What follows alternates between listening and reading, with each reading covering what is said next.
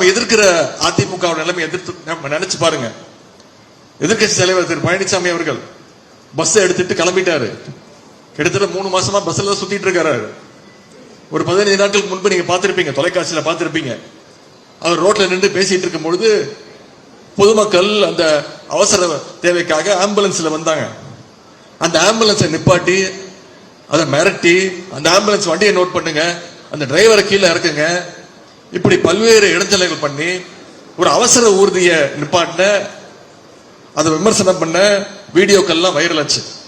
பொதுமக்கள் அதுக்கு மிகப்பெரிய எதிர்ப்பு தெரிவிச்சாங்க. ஒரு எதிர்கட்சி தலைவர் இப்படி பண்ணலாமான்னு பேசினாங்க. எதிர்கட்சி தலைவர் இப்படி பேசலாமா? தலைவர் விடுங்க, ஒரு மனிதாவை கொண்ட ஒரு மனுஷன் எப்படி பேசலாமா? உங்களுடைய கட்சி இன்னைக்கு ஆம்புலன்ஸ்ல போற நிலைமையில இருக்கு.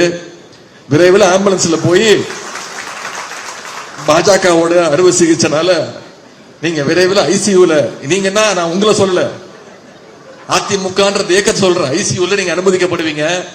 கடைசியில உங்களை காப்பாற்றுற மருத்துவராகவும் எங்களுடைய தலைவர் தான் வருவார் பாருங்க அப்படின்னு தான் சொன்னேன்.